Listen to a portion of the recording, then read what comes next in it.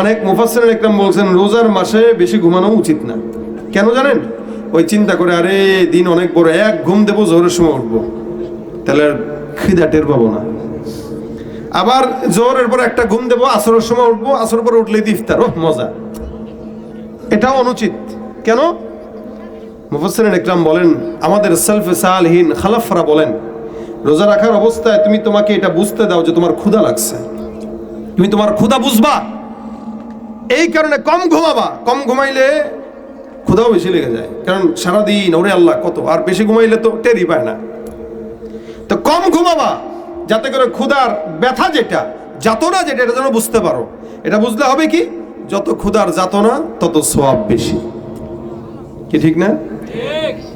এই জন্য রমজানে কম ঘুমানো, ইবাদত বেশি করা, সারাদিন মোবাইল থেকে দূরে থাকা, তেলাওয়াত বেশি বেশি করা। আর একসঙ্গে হইলে তো আমাদের গীবত হয়ই। রোজা রেখেও গীবত যদি হয় তাহলে মনে রাখবেন ওই রোজা আল্লাহর দরবারে কবুল হবে না। রোজা রাখলাম, গীবত করলাম, শিকায়াত করলাম, পরনিন্দা করলাম, মিথ্যা বললাম, ঠকাইলাম, আজকের ইফতারি এটা মনে করেন বেঁচে গেছে, কি করবে? ফ্রিজে রেখে রেখে পরের দিন গরম করে ভাই আজকের এখনের বানানো, 5 টাকার বেগুনি, 5 টাকার পেঁয়াজি রাখতেছে 20 টাকা, তাও 2 দিন আগের বাসে জিনিস গরম করে কয় একদম আসল। এগুলো 2 নম্বরই না 1 নম্বরই? রমজানের সবচাইতে বেশি 2 নম্বরই করে ব্যবসায়ীরা। কি বলেন আপনারা? আপনারা মনে হয় কথা বুঝতেছেন না। সবচাইতে বেশি 2 নম্বরই করে কারা? এরাও কিন্তু রোজা রাখে। ভাই রোজা মায়ের মাস, কি রোজার মাসে কি মিথ্যা বলবো ভাই? এই কথা বইলে আপনারা ধোকা দিবে। রোজার মাসে কি মিথ্যা বলি, এই কথা বইলে আপনারা ধোকা দিবে। এই কারণে রোজার মাসে উম্মতের খেদমত বেশি বেশি করবেন। কোন একজন রোজাদার বান্দা যদি দেখেন তাকে ইফতার করাবেন, একটা খেজুর দেয়া করান, পানি দেয়া করান বা দুধ দেয়া করান। নবী করিম সাল্লাল্লাহু আলাইহি ওয়াসাল্লাম বলেন, কেউ যদি কোনো রোজাদার বান্দাকে ইফতার করায়, চাই খেজুর দিয়া, পানি দিয়া, ওই বান্দা যেই রোজা রাখার সওয়াব পাইলো, যে ইফতারি করাইলো, এই বান্দাটাও সমান রোজার সওয়াব পেয়ে যাবে। তার মানে ইফতার করাইলে সওয়াব 2টা, নিজের রোজার একটা, আরেকজনের রোজার একটা। প্রত্যেক দিন 1 টাকা হইলেও দান করেন। আমার নবী সাল্লাল্লাহু আলাইহি ওয়াসাল্লাম রমজান মাসে বাতাসের বেগে দান করতেন। বাতাসের বেগে, সুবহানাল্লাহ, নবী বাতাসের বেগে দান করতেন। সাহাবা একরাম আরজ করেন, আমরা নবীকে সাল্লাল্লাহু আলাইহি ওয়াসাল্লামকে রমজান মাসে যতটুকু দান করতে দেখছি, অন্য বছর এতটুকু দান করতে দেখতাম না। এমনকি রোজার মাসে অনেক আকাবির আসলাফরা বাহিরের সময় কাটাইতো না, কারণ বাহিরে গেলেই তো গুনাহ আর গীবত, আর মজলিসে বসলেই তো পরনিন্দা প্রতিহিংসা। নবী করিম সাল্লাল্লাহু আলাইহি ওয়াসাল্লামের সাহাবী 2 জন মহিলা রোজা রাখলো। রোজা রাখা অবস্থায় ওই 2 জন মহিলা, এদের পানির পিপাসা লেগে গেল। সাহাবী একজন ডাক দিয়া কয়, ইয়া রাসূলুল্লাহ, 2 জন মহিলা রোজা রাখা অবস্থায় পানি চাইতেছে, পানি দিব নাকি? নবী কয়, তাদের কি সমস্যা, আমার কাছে নিয়ে আসো। 2 জন মহিলা আসলো। আমার নবী ডাক দিয়া কয়, কি সমস্যা? হুজুর, পানির পিপাসা এমন লাগছে যেন ছাতি ফেটে যাবে। রাসূল ডাক দিয়া বলে, নিশ্চিত তোমরা গোশত খাইছো? সাহাবীরা কয়, না না, গোশত খাই নাই, কোনো মতে খেজুর দিয়ে ইফতার করলাম, সাহারি করলাম। রাসূল ডাক দিয়া কয়, না না, গোশত খাওয়ার কারণেই তোমাদের পানির পিপাসা লাগছে, কারণ গোশত খাইলে পানির পিপাসা বাড়ে, খিচুড়ি খাইলে পানির পিপাসা লাগে, তেহারি খাইলে পানির পিপাসা লাগে। তার মানে তোমরা 2 জনও গোশত খাইছো, এই কারণে পানির পিপাসা লাগতেছে। মহিলা 2 জন ডাক দিয়া বলেন, ইয়া রাসূলুল্লাহ, আমরা পানি পিপাসা লাগছে কেন জানি না, তবে আমরা গোশত খাই নাই। নবী ডাক দিয়া কয়, একটা কাজ করো সাহাবা আজমাইনের দল, এই 2টা মহিলার সামনে 2টা বালতি দিয়া দাও, আর 2টা বালতিতে বলো যেন তারা একটু বমি করে। আমি বিশ্বাস করি, আমি বলতেছি, এই মহিলাদের পেট থেকে অবশ্যই অবশ্যই গোশত বের হবে, কারণ এরা কিছুক্ষণ আগেই গোশত খেয়েছে। রাসূল বলতেছেন এরা 2 জন গোশত খাইছে। সাহাবীরা বলতেছেন, হুজুর, এরা গোশত পাবে কই? কোনো মতে রোজা রাখছে, দিন আনে দিন খায়, এই হাল, এর ভিতরে গোশতের কথা বলতেছেন। রাসূল বলে, আরে আমি যে গোশতের কথা বলছি এটা এই গোশত না। কি? নিশ্চিত তারা রোজা রাখা অবস্থায় গীবতের গুনাহে লিপ্ত ছিল। আর গীবতের গুনাহ মানে নিজের আপন মরা ভাইয়ের গোশত খাওয়ার গুনাহ। নাউযুবিল্লাহ। কয় না, আইয়ুহিব্বু আহাদুকুম আন ইয়াকুলা লাহমা আখিহি মাইতান ফাকারিহতুমুহ।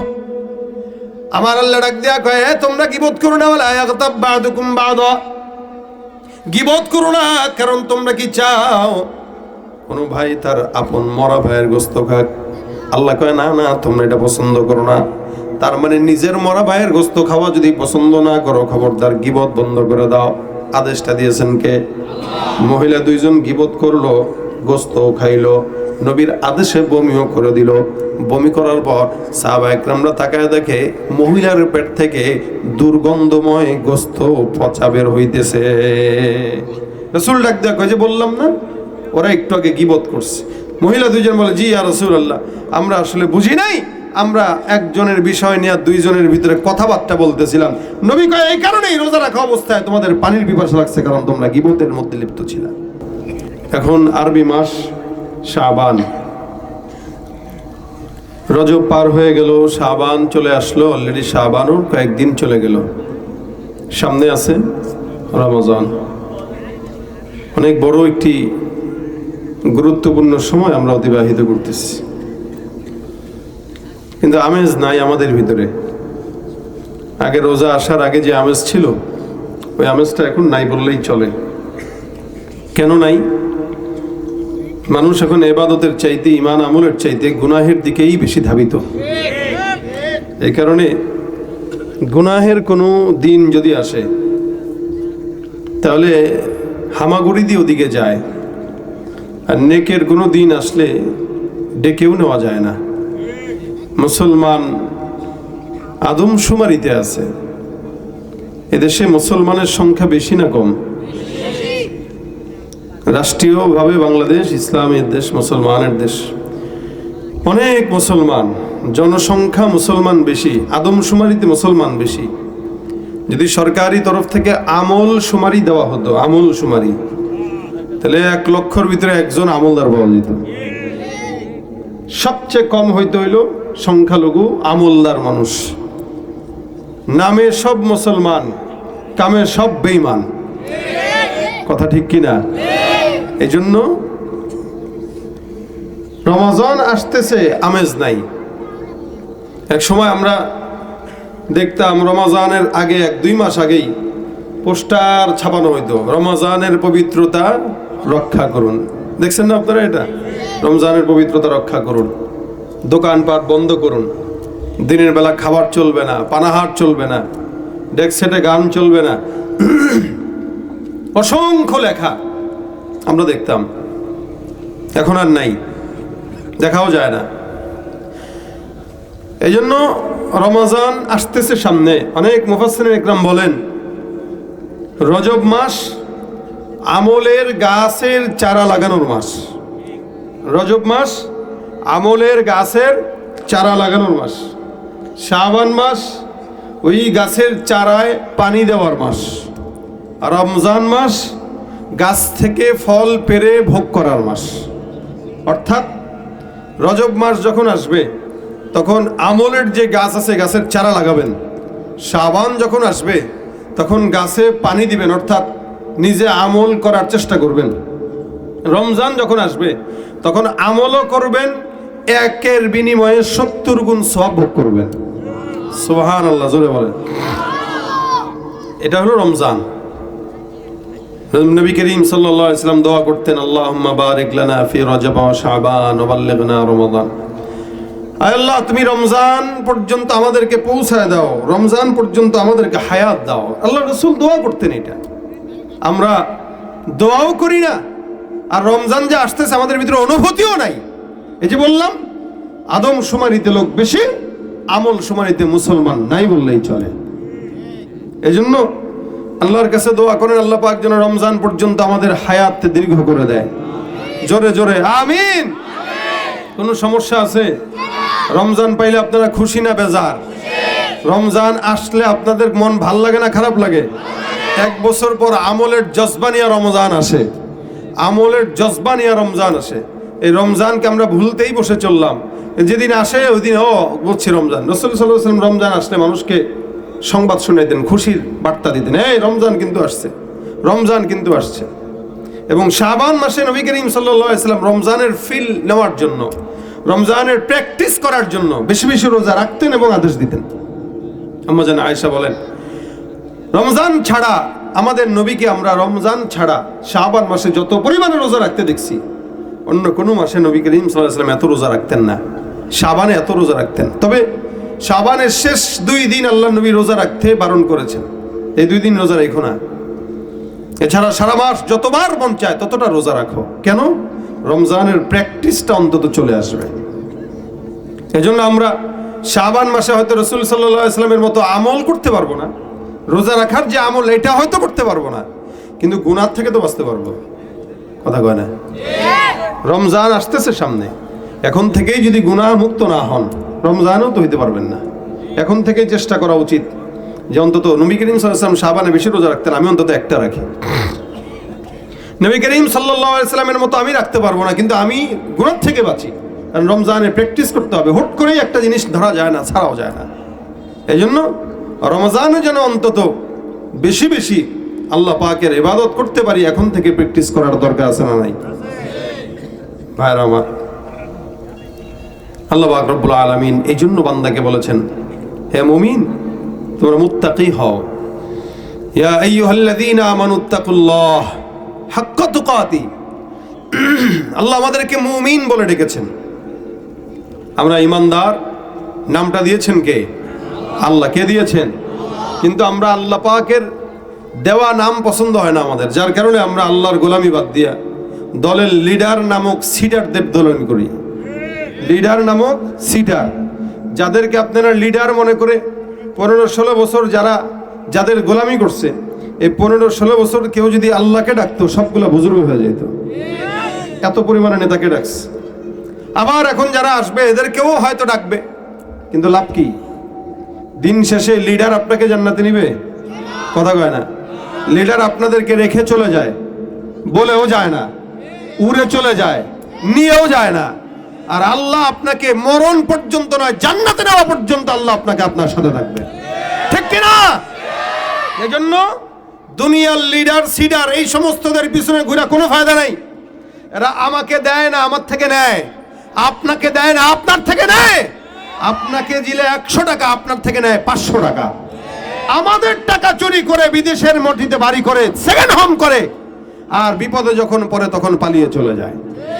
এটা হচ্ছে তাদের কাজ। যারা আসে যারা যায় এরা সবাই একই পাখির 2 ডানা। এরা কেউ আমাদের বন্ধু না। আমাদের বন্ধুকে জোরে বলেন কে? এই কথাটা বলার কারণে রাগ করছেন কে? হাত তুলে দেন দেখি। রাগ করছেন কেউ? রাগ করছেন কেউ? গোলামি কার করব? কার করব? আল্লাহ পাক আমাদেরকে ইমানদার বলে ঘোষণা দেন, আর আমরা ইমানদার নাম নিয়া বেঈমানদের দালালি আর গোলামি করে আমাদের হায়াত আর মত শেষ করে দেই। ফায়দা কি হয়? ফায়দা দিন শেষে আজীবন মুনাফিকের খাতা আপনার আমার নামটা লেখা থাকে। আজীবন তাদের পা চাটা গোলামি করি, কোনো ফায়দা হয় না। আগেও যেমন ফকির ছিলাম, এখনো ফকির। আর যাদের চিল্লান দিয়া যাদের স্লোগান দেয়, তারা আমাদের টাকা চুরি করে দিন যত যায় আঙুল ফুলে গলা গাছ হয়, ঠিক কিনা জনে কয়? কেউ দিল না সবাই নিল, আমরা যে কলুর বলদ, সারা বছর নেয় না খবর, নির্বাচনে খুব দরদ। কেউ দিল না সবাই নিল, আমরা যে কলুর বলদ, সারা বছর নেয় না খবর, নির্বাচনে খুব দরদ। নির্বাচনের আগে নেতা ধরে কত রকম বেশ, নির্বাচনের আগে নেতা ধরে কত রকম বেশ। দেখতে দেখতে গোল্লায় গেল আমার সোনার বাংলাদেশ। দেখতে দেখতে গোল্লায় গেল, জোরে, দেখতে দেখতে গোল্লায় গেল আমার সোনার। একে একে শেষ করেছি, সবার দেখা হইল শেষ। দেখতে দেখতে গোল্লায় গেল। কেউ দিল না সব যাদের হাতে যায় ক্ষমতা, দেশ যেন বাপের ভিটা রাখতে চেয়ার শুরু করে বিদেশিদের পাচাটা। যাদের হাতে যায় ক্ষমতা, দেশ যেন বাপের ভিটা রাখতে চেয়ার শুরু করে বিদেশিদের পাচাটা। বিদেশিদের কথা মতো চালায় ওরা নিজের দেশ, বিদেশিদের কথা মতো চালায় ওরা নিজের দেশ। দেখতে দেখতে গোল্লায় গেল বাংলাদেশ, দেখতে দেখতে গোল্লায় গেল আমার সোনার বাংলাদেশ। একে একে শেষ করেছি, সবার দেখা হইল শেষ। দেখতে দেখতে গোল্লায় গেল আমার সোনার বাংলাদেশ, ঠিক কিনা? মুসলমান গোলামি করবে কার? আরো জোরে আল্লাহু আকবার। আল্লাহ বলেন ইয়া আইয়ুহাল্লাযীনা আমানু, নামটা দিছেন আল্লাহ। মুমিন আল্লাহ আমাদেরকে বলতেছেন, আর আমরা নামাজ পড়ি না। মুমিনের তিনটা জিনিসের সমন্বয়কে মুমিন বলা হয়। তিন জিনিস যার ভিতরে থাকে সে মুমিন। মনে রাখেন, খালি নাম মোহাম্মদ থাকলেই মুমিন হয় না। নামের আগে সাইনবোর্ড মুসলমান থাকলেই মুসলমান হওয়া যায় না। নামের আগে হাজি লেখা থাকলেই হাজি হওয়া যায় না। এগুলা দাবির নাম না, এগুলা মানার নাম। কিসের নাম বলেন না? কিসের নাম? দাবির নাম না মানার নাম? মানার নাম। এই জন্য ইমানদার তিনটা জিনিসের সমন্বয়কে বলা হয়। এক নাম্বার তাসদীক বিল জিনান।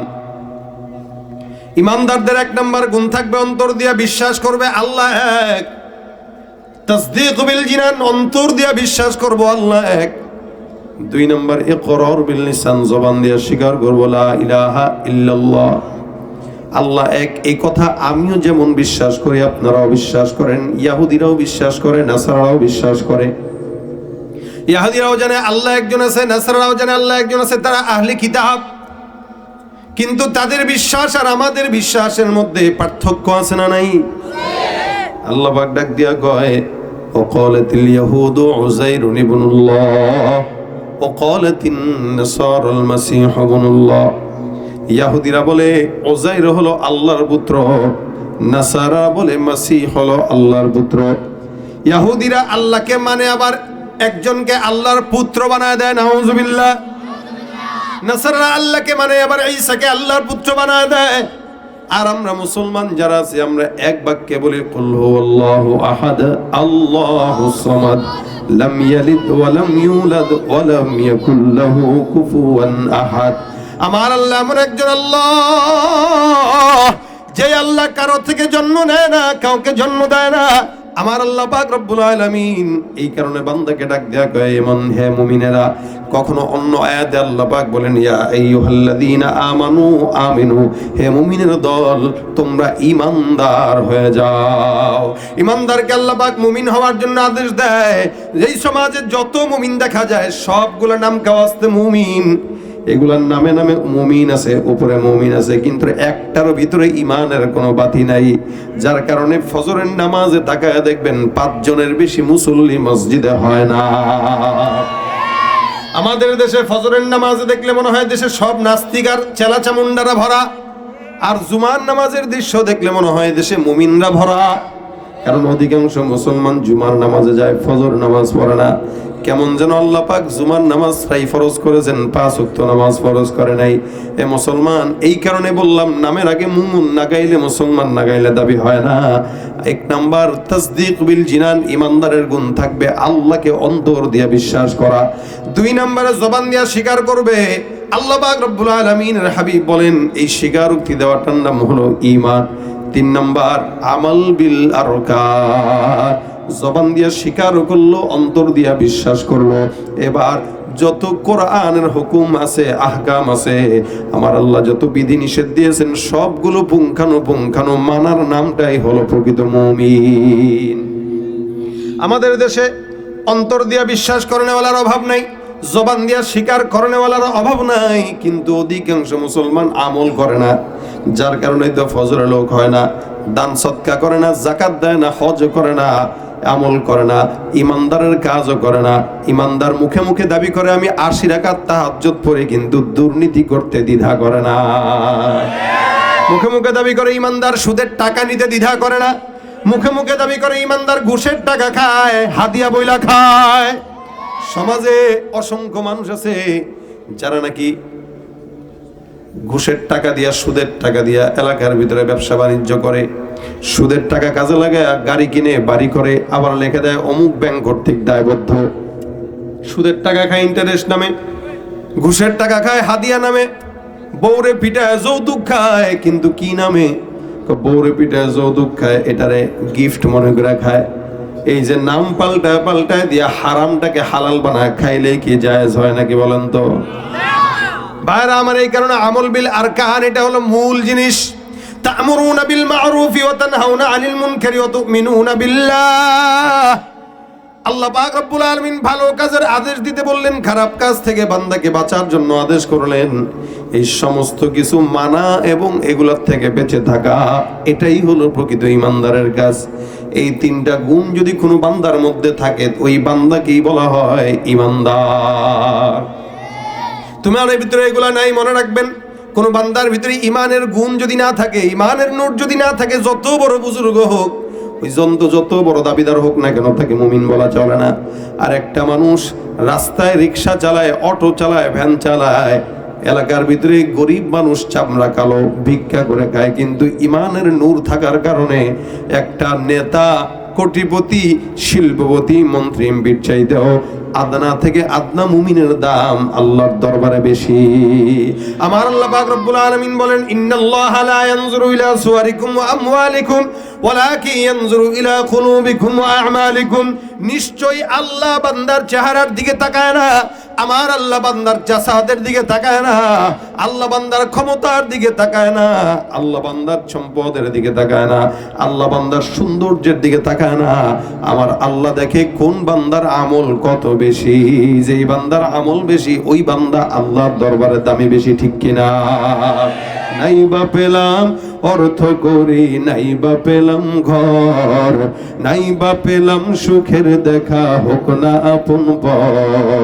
পথের ধুলোয় জীবন আমার হোক ধূসর মলিন, অনাহারে অনাদরে যাক না কেটে দিন, তবু দুঃখ আমার নাগাল কবু পাবে না হৃদয়। সব হারালেও তাও করি না নিঃস্ব হবার ভয়।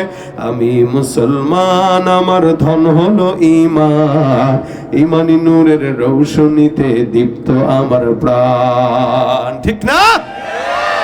আল্লাহ পাক ডাক দেয়া বলেন, ইয়া আইয়ুহাল্লাযীনা আমানু, হে মুমিনের দল। ইমানদারদেরকে আল্লাহ পাক রব্বুল আলামিন ডাক দেয়। এই কারণে মুমিন যদি হওয়া লাগে, নবী করিম সাল্লাল্লাহু আলাইহি ওয়াসাল্লাম বলেন, কখনো কখনো জাদ্দিদু ঈমানাকুম, ঈমানকে নবায়ন করবা। আমরা গুনাহের কারণে কখনো কখনো আমাদের দিল থেকে ঈমান চলে যায়। কোন বান্দা যদি জিনা করে, তার অন্তর থেকে ঈমানটা আল্লাহ পাক রব্বুল আলামিন উঠায় নেয়। গুনাহ যখন শেষ হয়, আবার অন্তরটা ভিতরে চলে আসে, ঈমানটা ভিতরে চলে আসে। এই কারণে আল্লাহর নবী বলেন, জাদ্দিদু ঈমানাকুম, তোমরা তোমাদের ঈমানকে নবায়ন করবা। ঈমানকে নবায়ন করার একটা মাধ্যম হলো, মুফাসসিরিন ইকরাম লেখেন, 5 বার প্রত্যেক দিন আযান দেয়, নামাজের আযানের জবাব দেওয়ার মাধ্যমে ঈমানটা 5 বার নবায়ন হয়ে যায়। সুবহানাল্লাহ। কারণ 5 বার আযান যখন দেওয়া হয়, তখন আযানের ভিতরে আশহাদু আল্লা ইলাহা ইল্লাল্লাহ আছে, আশহাদু আন্না মুহাম্মাদুর রাসূলুল্লাহ আছে। 5 বার অন্তত যদি আপনি এই শব্দগুলো উচ্চারণ করেন, আপনার ঈমান অটোমেটিক নবায়ন হয়ে যাবে।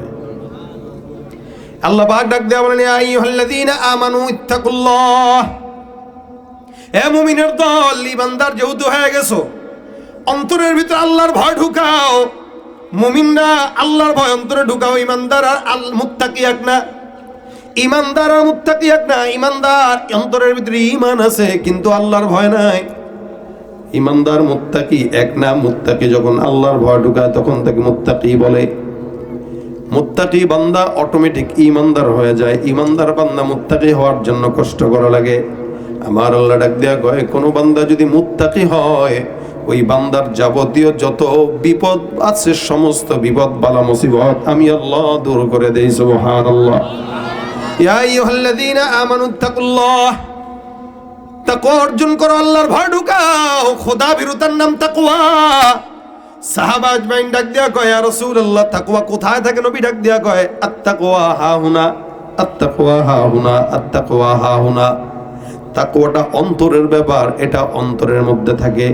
তাকওয়ার সঙ্গে রমজানের একটা গভীর সম্পর্ক আছে। সামনে রমজান মাস আসে, আল্লাহ পাক ডাক দিয়া বলেন, কুতিবা আলাইকুমুস সিয়াম কামা কুতিবা আলাল্লাযীনা মিন ক্বাবলিকুম লাআল্লাকুম তাত্তাকুন। তোমাদের উপরে রোজাকে ফরজ করা হয়েছে, যেমন ভাবে তোমাদের পূর্ববর্তীদের উপরে ফরজ করা হয়েছে, যাতে করে তোমরা মুত্তাকি হতে পারো। যাতে করে মুত্তাকি হয়, এই জন্য আল্লাহ পাক বান্দার উপরে কি ফরজ করলেন?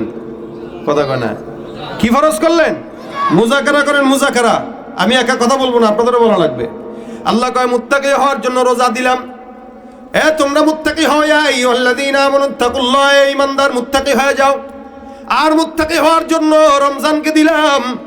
রমজানের সঙ্গে মুত্তাকি হওয়ার বহুত সম্পর্ক। আল্লাহ নবী সাল্লাল্লাহু আলাইহি ওয়াসাল্লাম বলেন, তাকওয়া এটা অন্তরের বিষয়। মানুষ নেক কাজ করবে অন্তর দিয়া করবে, দান করবে অন্তর দিয়া করবে। কেউ কেউ আছে দান করে গুণিয়ান মানুষকে জানায় করে, কেউ আছে ডান হাত দিয়া দান করে বাম হাতও জানে না। এটা হলো তাকওয়া। নবী বলেন এটা অন্তরের বিষয়। আমাদের দেশে কিছু ভণ্ডরা আছে, পর্দা করে না, নামাজ পড়ে না, কয় ভাই আমার ঈমান ঠিক আছে। পর্দা করে না, নামাজ পড়ে না, রোজা রাখে না, বাবার দরবারে যায় ল্যাংটা হয় না, এরপরেও কয় ঈমান। তা তো ঈমানই নাই, ঠিক থাকে কোন জায়গায়? ঈমান যদি কারো থাকে, তাকওয়া অন্তরের মধ্যে থাকবে। তাকওয়া যদি অন্তরে থাকে, উপরে প্রকাশ পাওয়া যায়। বাজার থেকে আম খরিদ করেন, আমটা কি জিনিস দেখে কিনে? বলে দুইটা জিনিস দেখে কিনে।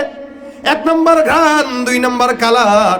কালার আর ঘ্রাণ যদি ঠিক থাকে, আমটা মনে হয় ভালো। এ মুসলমান নবীর উম্মত, কোন বান্দার ঈমান যদি তাকওয়া যদি ঠিক থাকে, উপরে ঈমানের আর তাকওয়ার কালার আর ঘ্রাণ দেখা যায়, ঠিক কিনা? সীমাহুম ফি বুজুহিহিম মিন আসারিস সুজুদ। ঈমানদারদের চেহারার ভিতরে সিজদার আলামত প্রকাশ পায়। ঈমানদার কারা? চেহারা দেখলে বোঝা যায়। ঘুষখোর কারা? চেহারা দেখলে বোঝা যায়। একটা ঘুষখোর, তার চেহারার ভিতরে ঘুষের চিহ্ন বসে। জানাকারীর চেহারা দেখলে বোঝা যায় জানাকারী, চোরের চেহারা দেখলেও বোঝা যায় চোর। আর সিজদাওয়ালা জিকিরওয়ালার চেহারা দেখলেও বোঝা যায় সে জিকিরওয়ালা, ঠিক কিনা? আমার আল্লাহ ডাক দেয়া বলেন, ইত্তাকুল্লাহ, তাকওয়া অর্জন করো। তাকওয়ার জন্য রমজান মাসটা দিলাম। এই যে আসন্ন রমজান, আর মাত্র 20-25 দিন বাকি আছে।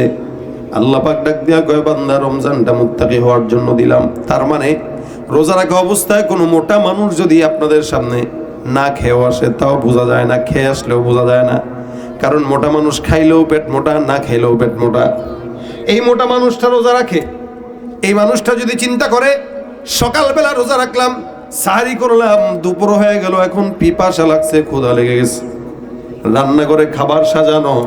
কেউ যদি চিন্তা করে গোপনে গোপনে খাই, কেউ তো দেখবে না। পারে কি পারে না?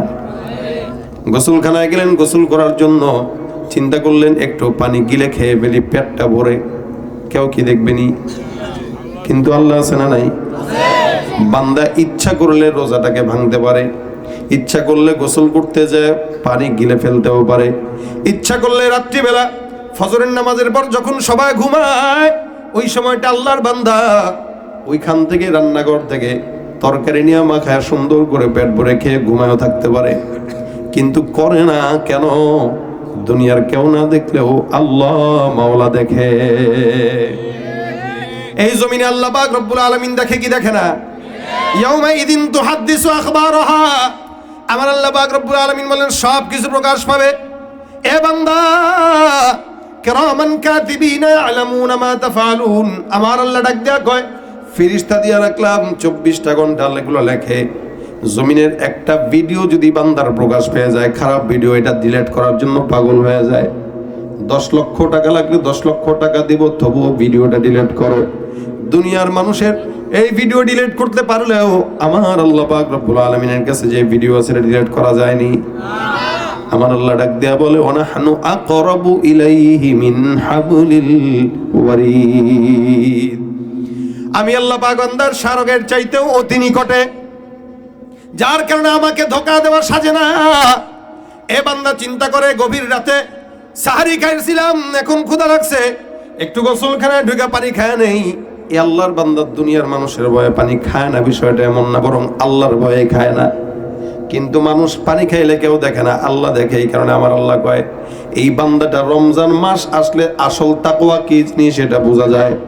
যদি অনেক সময় থাকতেও, সুযোগ থাকতেও বান্দা পানি খায় না, তার মানে রমজানের রোজা রাখা অবস্থায় একটা মানুষ প্রকৃত মুত্তাকি হয়ে যায়। আল্লাহ কয় মুত্তাকি হওয়ার জন্যই তো রমজানটা দিচ্ছে। ভয় থাকবে অন্তরে, আরে আমি খাইলাম, কেউ না দেখলেও তো আল্লাহ দেখে, কেউ না দেখলেও তো আল্লাহ দেখে। এই কারণে আল্লাহ পাক রব্বুল আলামিন রোজাটাকে আমাদের উপরে দিয়েছেন। মুত্তাকি হয়ে যাও, তাকওয়া অর্জন করো। ওমর রাদিয়াল্লাহু তাআলা আনহু কয়, তাকওয়া এমন একটা জিনিস, কোন বান্দা যখন কোন কাঁটাযুক্ত পথে হাঁটে, ওই বান্দাটা কাঁটা থেকে নিজের পাওকে বাঁচানোর জন্য কোনো মতে ফাঁক দিয়া বেছে বেছে আঙ্গুল ফেলে তারপরে চলে।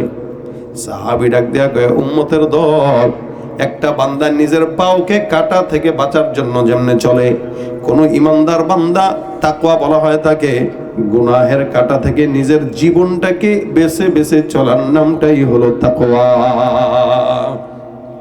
গুনাহের পথ তো সামনে আসবেই, এটা থেকে এভাবে বাঁচবো যেভাবে কাটার থেকে বাঁচি, এটার নাম হলো তাকওয়া। এই জন্য নবী বলেন, প্রত্যেকটা বান্দার তাকওয়া যেহেতু কলবে থাকে, ইন্না ফিল জাসাদি লামুদগাহ, প্রত্যেকটা বান্দার একটা কলব আছে। আল্লাহর নবী ডাক দিয়া কয়, ইদা সালাহাত সালাহাল জাসাদু কুল্লুহু ওয়া ইদা ফাসাদাত ফাসাদাল জাসাদু কুল্লুহু আলা ওয়া হিয়াল কলব। এ মুসলমান, আল্লাহর নবী বলেন বান্দার তাকওয়াটা অন্তরে থাকে, আর প্রত্যেকটা কলব এমন একটা জিনিস, এটা যদি ভালো হয় বান্দার কলব ভালো হয়, এটা যদি খারাপ হয় বান্দার কলব খারাপ হয়ে যায়। আমাদের গুনাহের কারণে কলব খারাপ হয়ে যায়। এই কারণে আল্লাহ নবী সাল্লাল্লাহু আলাইহি ওয়াসাল্লাম বলেন, ইত্তাকিল মাহারিমা তাকুন আবাদান নাস, তোমরা হারাম থেকে বাঁচো, জিনাত থেকে বাঁচো, সুদের থেকে বাঁচো, গুনাহ থেকে বাঁচো, চুরি থেকে বাঁচো, মিথ্যা থেকে বাঁচো, এই সমস্ত খারাপ কাজ থেকে, হারাম কাজ থেকে বাঁচো। আল্লাহর কাছে গোটা দুনিয়ার বান্দাদের মধ্যে সবচাইতে বেশি উত্তম হবা। মুসলমান দাবি করলে, ইমানদার দাবি করলে, মুত্তাকি দাবি করলে, কোনো বান্দা অন্যের হক নষ্ট করতে পারে না। চুরি করতে পারে, মানুষের জায়গা মারতে পারে, মিথ্যা বলতে পারে, ঘুষ খাইতে পারে। একদিকে নামাজ পড়ে আরেকদিকে ঘুষ খায়, আসলে এটা নামাজি না, এটা ঘুষখোরি। কি বলেন, ঠিক না? একদিকে নামাজ পড়ে একদিকে সুদ খায়, এটা আসলে সুদখোর, এটা নামাজি না। কিন্তু সুদখোর হইলেও এটা ইমানদারের বেশে সুদখোর, ঘুষখোর হইলেও এটা নামাজের বেশে ঘুষখোর। নামাজ পড়ে সিগারেট টানে, নামাজ পড়ে জেনা করে, নামাজ পড়ে দুর্নীতি করে, নামাজ পড়ে চুরি করে, নামাজ পড়ে অন্যের হক নষ্ট করে, এগুলো একটাও মুমিন দাবি করলেও মুমিন না। আল্লাহ ডাক দিয়া বলেন, মুমিনান নাসি মান ইয়াকুলু আমান্না বিল্লাহি ওয়া বিল ইয়াউমিল আখিরি ওয়া মা হুম বিমুমিনিন। মানুষের ভিতরে একদল থাকবে যারা নিজেরা নিজেদেরকে মুমিন দাবি করে। আমার আল্লাহ ডাক দিয়া কয়, ইমানদার মুমিন যদি দাবি করো, সবাই দাবি করলেই হয় না। দাবি করছে আমি তাহাজ্জুদ পড়ি, বিছানার থেকে উঠে যায় নামাজ খুঁজি, আমি বিছানার থেকে উঠে তাসবিহ খুঁজি, আমি মোবাইল দেখি না, আমি জনগণের টাকা চুরিও করি না, আমার মতো বুজুর্গ কেউ নাই, হজ করছি 100 বার। যতই দাবি করুক, আল্লাহ কয় ওমা হুম বিমুমিনিন, এগুলা একটাও মুমিন নয়, সব হলো ইমানদার না, ইমানদারের বেশে বেঈমান। ইমানদার যদি হয়তো জুমার নামাজে যেরকম লোক থাকতো, ফজরের নামাজেও একই কাতারের লোক থাকতো। তার মানে ফজরের নামাজের লোক যেহেতু নাই, বুঝতে হবে এগুলো সব ইমানদার, ঠিক সাপ্তাহিক ইমানদার। কথা কোন ঠিক কিনা? তুমি রমজান এলে রাখো না রোজা, দিনকে করো আঘাত, পয়সা কড়ির নেই তো অভাব, দাও না তো যাকাত। তুমি রমজান এলে রাখো না রোজা, দিনকে করো আঘাত, পয়সা কড়ির নেই তো অভাব, দাও না তো যাকাত। তুমি ইমানদারির বড়াই করো, নেই তোমার ইমান, তুমি ইমানদারির বড়াই করো, নেই তোমার ইমান। তুমি কেমন মুসলমান, তুমি কেমন মুসলমান, নামাজের সাথে নাই পরিচয়, মানো না কোরআন, তুমি কেমন মুসলমান, তুমি কেমন মুসলমান। ঠিক নেই? তাকওয়া হওয়ার জন্য, মুত্তাকি হওয়ার জন্য রমজান আসতেছে সামনে। এই রমজানের মাসে যদি কেউ মুত্তাকি না হয়, নবী বদদুয়া দিয়েছেন। আল্লাহ নবী কয় মেম্বার তৈরি হইল, সাহাবা আজমাইন বলে আমরা নবীকে মেম্বার দিলাম। রাসূল মেম্বারের প্রথম ধাপে পা দিলেন, বললেন আমিন। দ্বিতীয় ধাপে পা দিলেন, বললেন আমিন। তৃতীয় ধাপে পা দিলেন, বললেন আমিন। সাহাবারা আরজ করেন, ইয়া রাসূলুল্লাহ, আপনার 3 বার আমিন বলার কারণ কি? নবী ডাক দিয়া কয়, সাহাবা আজমাইনের দল, প্রথমবার জিব্রাইল ফেরেশতা আমাকে বলল, ইয়া রাসূলুল্লাহ, যারা মা বাবা পাইলো, আগে যে বক্তা মা বাবার ওয়াজ করছেন, নবী ডাক দিয়া কয় যারা মা বাবা পাইলো কিন্তু খেদমত করলো না, জিব্রাইল বলছেন ওই বান্দাদের ধ্বংস হোক। জিব্রাইল বলছে ধ্বংস হোক। আমি নবী বললাম আমিন। বলেন তো, যেই দোয়া আল্লাহর ফেরেশতা জিব্রাইল করে, নবী আমিন বলে, ওই দোয়া কি কবুল হবে নাকি হবে না? তার মানে 2 নম্বরে আল্লাহ নবী ডাক দেয়া কয়, যে ব্যক্তিটা আমি নবীর নাম শুনলো, সাল্লাল্লাহু আলাইহি সাল্লাম পড়লো না, আল্লাহর ফেরেশতা জিব্রাইল তাদের জন্য বদদোয়া করছেন। আমি বলছি আমিন। 3 নম্বরে জিব্রাইল বলছেন যে বান্দা রমজান পাইলো কিন্তু গুনাহ মাফ করাইতে পারলো না, মুত্তাকি হইতে পারলো না, আল্লাহর ফেরেশতা বলছে তাদের ধ্বংস হোক। আমি নবী বললাম আমিন। তা রমজান পাইলেন, আমল করতে পারলেন না, গুনাহ মাফ করাইতে পারলেন না, মুত্তাকি হইতে পারলাম না, আমাদের ব্যাপারে আল্লাহর নবীর ওই দোয়া কিন্তু ভুলে যাবে। আমরা রমজান মাস আসলে প্রথম 2-4 দিন একদম খুব বুজুর্গ হয়ে থাকি, একদম মাথা নিচের দিকে দিয়ে হাঁটে, কোরআন তেলাওয়াত করে, জিকির আজকার করে, তারাবি খুব ইহতেমামের সাথে পড়ে। যত সময় যায় তত শয়তানের সঙ্গে তার সম্পর্ক বাড়তে থাকে। প্রথম কয়েকদিন তারাবি পড়ে, সাহারিও করে, আগে আগে উঠে, 10টা রমজান যাওয়ার পর এবার মারে গাম্মাকেও 10টা রোজা রাখছে, আর কত বেটা বুইটা, আমরা 30 বছর বয়স হয়ে গেছে। রমজান মাস আসলে দেখবেন পর্দাওয়ালার অভাব হয় না, সবগুলা দোকানপাটে পর্দা লাগায় ভিতরে নাস্তা করে। সারা বছর কোনো রোজার খবর নাই, তো এমনিও রাখে না, রমজানেও রাখে না। এই জন্য রমজান মাস আসছে তাকওয়ার মাস, রমজান মাস কোরআনের মাস, রমজান মাস মুত্তাকি হওয়ার মাস, রমজান মাস আমলের মাস, রমজান মাস ফল ভোগ করার মাস। আমার নবী ডাক দেয়া কয়, রমজান মাসে কোনো বান্দাকে আল্লাহ পাক রব্বুল আলামিন একটা নেকের কাজের পরিবর্তে 70 থেকে 700 গুণ সওয়াব দান করে দেয়। কোন বান্দা যখন রোজা রাখে, নবী করিম সাল্লাল্লাহু আলাইহি সাল্লাম বলেন আল্লাহ পাক রোজাদারদেরকে কতটা মহব্বত করে। আল্লাহ নবী সাল্লাল্লাহু আলাইহি সাল্লাম বলেন রোজাদার যারা, এই রোজাদারদের জন্য কিয়ামতের ময়দানে আল্লাহ পাক ডাকেন, ফেরেশতাদের মাধ্যমে রোজাদার বান্দাদেরকে ডাকা হয়, হে রোজাদার কারা কারা আছো দাঁড়াও। রোজাদার বান্দারা সিরিয়াল ধরে দাঁড়ায় যায়। আল্লাহর নবী ফেরেশতা ডাক দেওয়া কয়, ফেরেশতারা বলবে এই রোজাদার যারা তাদের জন্য একটা দরজা রেডি করা আছে। রাসূল করিম সাল্লাল্লাহু আলাইহি সাল্লাম বলেন রাইয়ান নামক একটা দরজা, এই দরজাটা শুধুমাত্র রোজাদারদের জন্য আল্লাহ পাক নির্দিষ্ট করে সাজিয়ে রাখবেন। কিয়ামতের ময়দানে ডাক দেওয়া হবে, সব রোজাদাররা দাঁড়ায় যাবে, আমার আল্লাহ শুধুমাত্র রোজাদার বান্দাদেরকে রাইয়ান নামক দরজা দিয়ে জান্নাতে প্রবেশ করায় দিবে। মানে বিষয়টা এরকম যে বিবাহর সময় জামার জন্য যেরকম আলাদা একটা দরজা থাকে, ফিতা ঝুলায় রাখে, কাটে, এটা জামার যেমন সম্মান, এমন জামার পকেটটাকে কাটারও একটা ধান্দা, মানে এটা হলো বাড়তি ধান্দা আর কি, কিন্তু মূল হলো সম্মান। আর সম্মানের পাশাপাশি যে জামাই ফিতা কাটবে 10-15 হাজার টাকা ধান্দা হবে, কিন্তু সম্মানটা হলো আলাদা একটা দরজা দেওয়া হয়। আমার আল্লাহ পাক রোজাদারদেরকে আলাদা একটা সাজানো গোছানো দরজা দিয়া, রাইয়ান দরজা দিয়া ঢুকায় দিবেন। নবী বলেন রাইয়ান দরজা দিয়া যখন ঢুকানো শেষ হবে, আল্লাহ পাক রব্বুল আলামিন ওই রাইয়ান দরজা বন্ধ করে দিবেন। এই দরজা দিয়ে আর কোনো বান্দারা ঢুকবে না, এটা শুধুমাত্র রোজাদারদের জন্য আমি আল্লাহ নির্দিষ্ট রেখেছি। এত ফজিলত রোজাদারদের জন্য। রাসূল করিম সাল্লাল্লাহু আলাইহি সাল্লাম বলেন রোজাটা আল্লাহ পাক নিজে বলেছেন রোজাদারদের জন্য 2টা খুশি দেয়। 1 নাম্বার, ইফতারি করার আগ মুহূর্তে সারাদিন রোজা রাখার পর সামনে যখন নানান আইটেমের ইফতারি সামনে চলে আসে, ইফতারটা দেখার সঙ্গে সঙ্গে রোজাদারদের মনে একটা খুশি লাগে। আল্লাহ নবী বলেন লিসসাইমি ফারহাদান, রোজাদারদের জন্য 2টা সুসংবাদ খুশি, ইফতারের আগ মুহূর্তের খুশি। 2 নাম্বার, জান্নাত যখন আল্লাহ পাক রব্বুল আলামিন বান্দাকে দিবে, আল্লাহর দিদার পাওয়ার খুশি। কারণ রোজাদারদের যেই পুরস্কার আল্লাহ পাক রব্বুল আলামিন দিবে, আমার আল্লাহ দেখা করে নিজের হাতে রোজাদার বান্দাকে পুরস্কার দান করবে। ওই দিন খুশি হবে যে আল্লাহ পাক, যেমন কোনো মাদ্রাসায় হাফেজে কোরআন যখন হয় অথবা কেউ কোনো পুরস্কার পায়, তখন সম্মাননা দেওয়া হয় কোনো দামি মানুষকে ডাক দিয়া যে তার হাতে তুমি পুরস্কারটা নাও। ওই ছেলেও বলতে পারে যে আমি কিন্তু অমুকের হাতে পুরস্কার নিছি, আমি অমুকের হাতে পাগড়ি নিছি, আমি প্রধানমন্ত্রীর হাতে এই নিছি, এটা আলাদা একটা সম্মান। আল্লাহ নবী বলেন কিয়ামতের ময়দানে রোজাদারদেরকে আল্লাহ নিজের হাতে পুরস্কার ধরায় দিবে। এটা একটা খুশি, এই 2টা খুশি। শুধু তাই না, রোজাদারদেরকে ইফতারের আগে যেই দোয়া কবুল করে, ইফতারকে সামনে নিয়ে রোজাদার ব্যক্তি যেই দোয়াই কবুল করে, যেই দোয়াই করে আমার আল্লাহ পাক রব্বুল আলামিন ওই দোয়াটাই কবুল করে নেন। এটা হলো রোজাদারদের জন্য আলাদা একটা ফজিলত। শুধু তাই নয়, সারাদিন রোজা রাখার কারণে আমাদের পাকস্থলী থেকে যেই দুর্গন্ধের সৃষ্টি হয়, রাসূল সাল্লাল্লাহু আলাইহি সাল্লাম বলেন দুনিয়ার কোনো মানুষের ওই গন্ধটা মজা লাগে না, লাগার কথাও না। এই কারণে রোজা রাখা অবস্থায় একজনের সঙ্গে কথা বলতে গেলে হিসাব করে কথা বলে যেন গন্ধ না যায়। আল্লাহ পাক ডাক দিয়া কয়, বান্দা তোমাদের কিন্তু খারাপ লাগে, আর আমি আল্লাহ এই রোজাদার আমার জন্য যে সারাদিন না খেয়ে আছে, আমার সন্তুষ্টির জন্য রোজা রেখে আছে, ওই বান্দার মুখের দুর্গন্ধ মেশক আম্বরের চাইতে আমি আল্লাহর কাছে পছন্দের।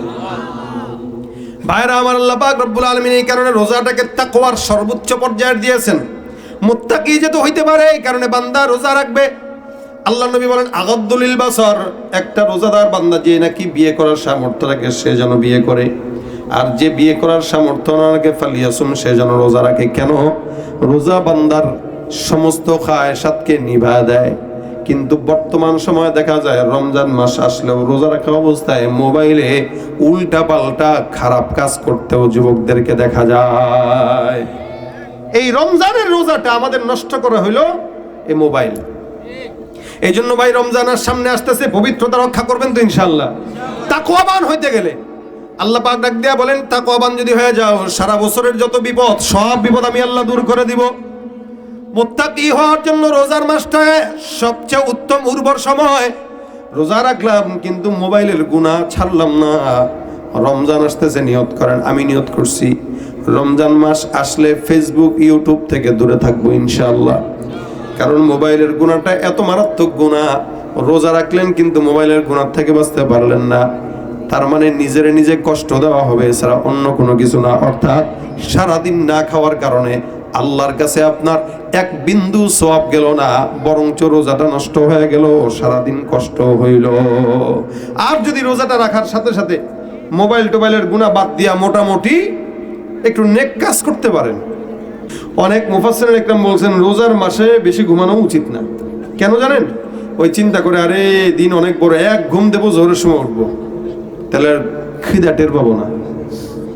আবার জোহরের পর একটা ঘুম দেবো, আসরের সময় উঠবো, আসরের পর উঠলেই ইফতার, ও মজা। এটাও অনুচিত। কেন? মুফাসসিরিন ইকরাম বলেন, আমাদের সালফে সালেহিন খালাফরা বলেন, রোজা রাখার অবস্থায় তুমি তোমাকে এটা বুঝতে দাও যে তোমার ক্ষুধা লাগছে, তুমি তোমার ক্ষুধা বুঝবা। এই কারণে কম ঘুমাবা। কম ঘুমাইলে ক্ষুধাও বেশি লেগে যায়, কারণ সারাদিন ওরে আল্লাহ কত, আর বেশি ঘুমাইলে তো টেরই পায় না। তো কম ঘুমাবা, যাতে করে ক্ষুধার ব্যথা যেটা, যাতনা যেটা, এটা যেন বুঝতে পারো। এটা বুঝলে হবে কি, যত ক্ষুধার যাতনা তত সওয়াব বেশি। কি ঠিক না? এই জন্য রমজানে কম ঘুমানো, ইবাদত বেশি করা, সারাদিন মোবাইল থেকে দূরে থাকা, তেলাওয়াত বেশি বেশি করা। আর একসঙ্গে হইলে তো আমাদের গীবত হয়ই। রোজা রেখেও গীবত যদি হয়, তাহলে মনে রাখবেন ওই রোজা আল্লাহর দরবারে কবুল হবে না। রোজা রাখলাম, গীবত করলাম, শিকায়াত করলাম, পরনিন্দা করলাম, মিথ্যা বললাম, ঠকাইলাম। আজকের ইফতারি এটা মনে করেন বেঁচে গেছে, কি করবে? ফ্রিজে রেখে রেখে পরের দিন গরম করে ভাই আজকের এখনের বানানো। 5 টাকার বেগুনি, 5 টাকার পেঁয়াজি রাখতেছে 20 টাকা। তাও 2 দিন আগের বাসি জিনিস গরম করে কয় একদম আসল। এগুলো 2 নম্বরই না 1 নম্বরই? রমজানের সবচাইতে বেশি 2 নম্বরই করে ব্যবসায়ীরা। কি বলেন আপনারা? আপনারা মনে কথা বুঝতেছেন না। সবচাইতে বেশি 2 নম্বরই করে কারা? এরাও কিন্তু রোজা রাখে। ভাই রোজা মায়ের মাস, কি রোজার মাসে কি মিথ্যা বলবো ভাই? এই কথা বইলে আপনারা ধোকা দিবে। রোজার মাসে কি মিথ্যা বলি, এই কথা বইলে আপনারা ধোকা দিবে। এই কারণে রোজার মাসে উম্মতের খেদমত বেশি বেশি করবেন। কোনো একজন রোজাদার বান্দা যদি দেখেন তাকে ইফতার করাবেন, একটা খেজুর দেয়া করান, পানি দেয়া করান বা দুধ দেয়া করান। নবী করিম সাল্লাল্লাহু আলাইহি ওয়াসাল্লাম বলেন, কেউ যদি কোনো রোজাদার বান্দাকে ইফতার করায়, চাই খেজুর দিয়া, পানি দিয়া, ওই বান্দা যেই রোজা রাখার সওয়াব পাইলো, যে ইফতারি করাইলো, এই বান্দাটাও সমান রোজার সওয়াব পেয়ে যাবে। তার মানে ইফতার করাইলে সওয়াব 2টা, নিজের রোজার একটা, আরেকজনের রোজার একটা। প্রত্যেক দিন 1 টাকা হইলেও দান করেন। আমার নবী সাল্লাল্লাহু আলাইহি ওয়াসাল্লাম রমজান মাসে বাতাসের বেগে দান করতেন। বাতাসের বেগে, সুবহানাল্লাহ। নবী বাতাসের বেগে দান করতেন। সাহাবা একরাম আরজ করেন, আমরা নবীকে সাল্লাল্লাহু আলাইহি ওয়াসাল্লামকে রমজান মাসে যতটুকু দান করতে দেখছি, অন্য বছর এতটুকু দান করতে দেখতাম না। এমনকি রোজার মাসে অনেক আকাবির আসলাফরা বাহিরের সময় কাটাইতো না, কারণ বাহিরে গেলেই তো গুনাহ আর গীবত, আর মজলিসে বসলেই তো পরনিন্দা প্রতিহিংসা। নবী করিম সাল্লাল্লাহু আলাইহি ওয়াসাল্লামের সাহাবী 2 জন মহিলা রোজা রাখলো। রোজা রাখা অবস্থায় ওই 2 জন মহিলা, এদের পানির পিপাসা লেগে গেল। সাহাবী একজন ডাক দিয়া কয়, ইয়া রাসূলুল্লাহ, দুইজন মহিলা রোজা রাখা অবস্থায় পানি চাইতেছে, পানি দিব নাকি? নবী কয় তাদের কি সমস্যা, আমার কাছে নিয়ে আসো। দুইজন মহিলা আসলো। আমার নবী ডাক দিয়া কয় কি সমস্যা? হুজুর পানির পিপাসা এমন লাগছে যেন ছাতি ফেটে যাবে। রাসূল ডাক দিয়া বলে নিশ্চিত তোমরা গোশত খাইছো? সাহাবীরা কয় না না, গোশত খাই নাই, কোনো মতে খেজুর দিয়ে ইফতার করলাম, সাহারি করলাম। রাসূল ডাক দিয়া কয় না না, গোশত খাওয়ার কারণেই তোমাদের পানির পিপাসা লাগছে, কারণ গোশত খাইলে পানির পিপাসা বাড়ে, খিচুড়ি খাইলে পানির পিপাসা লাগে, তেহারি খাইলে পানির পিপাসা লাগে। তার মানে তোমরা দুইজনও গোশত খাইছো, এই কারণে পানির পিপাসা লাগতেছে। মহিলা দুইজন ডাক দিয়া বলেন ইয়া রাসূলুল্লাহ, আমরা পানি পিপাসা লাগছে কেন জানি না, তবে আমরা গোশত খাই নাই। নবী ডাক দিয়া কয় একটা কাজ করো সাহাবা আজমাইনের দল, এই দুইটা মহিলার সামনে দুইটা বালতি দিয়া দাও, আর দুইটা বালতিতে বলো যেন তারা একটু বমি করে। আমি বিশ্বাস করি, আমি বলতেছি এই মহিলাদের পেট থেকে অবশ্যই অবশ্যই গোশত বের হবে, কারণ এরা কিছুক্ষণ আগেই গোশত খেয়েছে। রাসূল বলতেছেন এরা দুইজন গোশত খাইছে। সাহাবীরা বলতেছেন হুজুর এরা গোশত পাবে কই, কোনো মতে রোজা রাখছে, দিন আনে দিন খায়, এই হাল, এর ভিতরে গোশতের কথা বলতেছেন। রাসূল বলে আরে আমি যে এই গোশতের কথা বলছি এটা এই গোশত না। কি নিশ্চিত তারা রোজা রাখা অবস্থায় গীবতের গুনায় লিপ্ত ছিল, আর গীবতের গুনাহ মানে নিজের আপন মরা ভাইয়ের গোশত খাওয়ার গুনাহ। নাউযুবিল্লাহ। আইয়ুহিব্বু আহাদুকুম আন ইয়াকুলা লাহমা আখিহি মাইতান ফাকারিহতুমুহ। আমার আল্লাহ ডাক দিয়া কয় তোমরা গীবত করো না, ওয়ালা ইয়াগতাব বা'দুকুম বা'দা, গীবত করো না, কারণ তোমরা কি চাও কোন ভাই তার আপন মরা ভাইয়ের গোশত খাক? আল্লাহ কয় না না, তোমরা এটা পছন্দ করো না। তার মানে নিজের মরা ভাইয়ের গোশত খাওয়া যদি পছন্দ না করো, খবরদার গীবত বন্ধ করে দাও। আদেশটা দিয়েছেন কে? মহিলা দুইজন গীবত করলো, গোশত খাইলো, নবীর আদেশে বমিও করে দিল। বমি করার পর সাহাবা একরামরা তাকায় দেখে মহিলার পেট থেকে দুর্গন্ধময় গোশত পচা বের হইতেছে। রাসূল ডাক দেয়া কয় যে বললাম না ওরা একটু আগে গীবত করছে। মহিলা দুইজন বলে জি ইয়া রাসূলুল্লাহ, আমরা আসলে বুঝি নাই, আমরা একজনের বিষয় নিয়ে দুইজনের ভিতরে কথাবার্তা বলতেছিলাম। নবী কয় এই কারণেই রোজা রাখা অবস্থায় তোমাদের পানির পিপাসা লাগছে, কারণ তোমরা গীবতের মধ্যে লিপ্ত ছিলে। এখন গীবত কি জিনিস? কারো অগোচরে তার দোষ নিয়ে বর্ণনা করা, জানেন তো? রাসূল ডাক দিয়া বলে আতাদুরুনা মাল গীবাহ, গীবত কি জানো? সাহাবা ডাক দিয়া কয় রাসূলুল্লাহ গীবত কি? আল্লাহ রাসূল ভালো জানেন। নবী বলেন যিকরুকা আখাকা বিমা ইয়াকরাহু, তোমার ওই ভাইয়ের সম্পর্কে কিছু বলা যেই ভাই তার অনুপস্থিতিতে কিছু বর্ণনা করা। তোমার ভাই জানেও না এমন অন্যায় করছে, যেই অন্যায়ের কারণে তুমি তার অগোচরে তার গীবতটা শিকায়তটা করতেছ। এই গীবতের কারণে আল্লাহ পাক রব্বুল আলামিন বান্দার আমলনামা আস্তে আস্তে ধ্বংস করে দেয়। এই জন্য রোজা রাখা অবস্থায় অন্তত কেউ কারো গীবত শিকায়ত করব না। রোজা রাখা অবস্থায় মোবাইল থেকে দূরে থাকবো, ইউটিউব, ফেসবুক, প্রয়োজন যেটা অন্তত মানুষের ফোন রিসিভ করা, কল রিসিভ করা, কারোর সঙ্গে কথা বলা, অথবা ব্যবসায়িক লেনদেন করা, হিসাব নিকাশ করা, এগুলো তো লাগেই। এখন সব মোবাইল কেন্দ্রিক হয়ে গেছে, এগুলো লাগবে। তবে মোবাইলের ভিতরে ঢুকে থেকে একদম ঘন্টার পর ঘন্টা বসে বসে নিজের রোজাকে নষ্ট করব না, তাহলে মুত্তাকি হইতে পারলাম না, শুধু না খেয়েই থাকলাম, নিজেরা কষ্ট দিলাম, এছাড়া কোনো ফায়দা নাই। আমার আল্লাহ ডাক দেওয়া মুত্তাকি হওয়ার জন্য রোজা রাখো। রমজান মাসটা মুত্তাকি হওয়ার সবচাইতে বড় সবক দেয়। রোজা রাখার হালত হইল, আদব হইল, রোজা রাখবেন। আল্লাহ নবী সাল্লাল্লাহু আলাইহি সাল্লাম বলেন সাহরি করবা সবার পরে, ইফতারি করবা সবার আগে, সাহরি করবা ধীরে স্থিরে লাস্ট সময়ে, আর ইফতার করবা ফার্স্ট সময়। এগুলো হলো রোজার আদব। রাতের বেলা কিয়ামুল লাইল করা, তারাবির নামাজ এবং তাহাজ্জুদ। রমজান আসলে তারাবির নামাজ যদি অনেকে পড়ে, কিন্তু ইমাম সাহেবের পড়া যদি আস্তে আস্তে হয়, দেখবেন পিছন থেকে সবগুলা যক্ষা রোগী হয়ে যায়। কাশতে কাশতে কাশতে কাশতে শেষ। কারে? আমগো এলাকার মসজিদের ইমাম সাহেব, তারাবির হাফেজ সাহেব, এমন ব্যাককুলের ব্যাককুল, এক আয়াত পরে তো আরেক আয়াত পরে, এক আয়াত পরে তো আরেক আয়াত পরে, মানে প্রত্যেকটা আয়াত তার স্পষ্ট করেই পড়া লাগবে। কে? একটু দ্রুত বললে কি হয়, 1.5-2 ঘন্টা দাঁড়ায় পড়ার মতো কি শক্তি আমগো আছে? আরেক দল গায়ের মিয়া তোমাদের ইমাম সাহেবের এই হাল, আর আমাদের ইমাম সাহেব সূরা ফাতিহার শুরুটা বোঝা যায়, শেষটা বোঝা যায়, মাঝে কি পড়ছে হেও বোঝে না, এর বাপেও বোঝে না, এমন দ্রুত পড়ে। আর যে যত যত দ্রুত পড়ে ওই জায়গায় তত বেশি উম্মত, মুসল্লি তত বেশি বাড়ে। এই কারণে খালি দ্রুততার পিছনে ছুটেন না। 20 রাকাত পড়বেন, যদি আপনার খতম তারাবি পড়তে কষ্টই হয় আপনি সূরা তারাবি পড়েন। খতম তারাবি পড়তে কষ্ট হইলে সূরা তারাবি পড়েন, কিন্তু তাও অন্তত তারাবি 20 রাকাতের নিচে পড়েন না। তারাবি কয় রাকাত? 20 রাকাতের নিচে কোনো তারাবি নাই, তারাবি 20 রাকাতই। পড়তে মন চাইলে খতম তারাবি পড়েন না, সূরা তারাবি পড়েন, তবুও কয় রাকাত পড়েন? 20 রাকাত পড়েন। এটা হইলো তারাবির সুন্নাত। রমজান রোজা রাখবেন, সাহারি করবেন পরে ধীরে ধীরে। অনেকে আছে সাহারি করেই না, আমার লাগায় না ভাই, আমি খেজুর খেলে হয়, আমি না খেয়েও রাখতে পারি, এই কারণে সারা রাত ঘুমায়। বউরে খবরদার ডাইকো না, আমি কি তোমার মতো দুর্বল নাকি? হ্যাঁ, বেটাগিরি দেখায়, আমি তোমার মতো দুর্বল নাকি? আরে আমি এটা বেটাগিরি না, এটা সুন্নাত। রাসূল বলেছেন তাসাহহারু, তোমরা সাহারি করো, এটা সুন্নাত, এটা আমার সুন্নাত। একটা খেজুর হইলেও খান, পানি হইলেও খান। বেটাগিরি দেখায় না খায় রোজা রাখা মানে সুন্নত মোতাবেক রোজা না রাখা, নবীকে আঙ্গুল দেখায় দেওয়া আর কি। এজন্য সাহারি খাবো, ইফতারটা আগে আগে করবো। অনেকে আছে ইফতার সময় আজান দিয়ে দিছে, দাঁড়া বেড়া, পাগল হয়ে যায় একদম ইফতারটা সামনে পাইলে। আজানটা শেষ হোক, মনে তো হইতে পারে মুয়াজ্জিন আগে আগে আজান দিছে। হ্যাঁ, সে বহুত বড় বুজুর্গ, দেখায় যে আমি পরে পরে ইফতার করি, আমার এত খাবার কোনো চাহিদা নাই। আবার তোমার খাবার চাহিদার জন্য না, রাসূল বলেছেন ইফতার আগে আগে করো। টাইম হয়ে গেছে সাথে সাথে করবা, দেরি করা যাবে। এটা হলো ইফতারের আদব।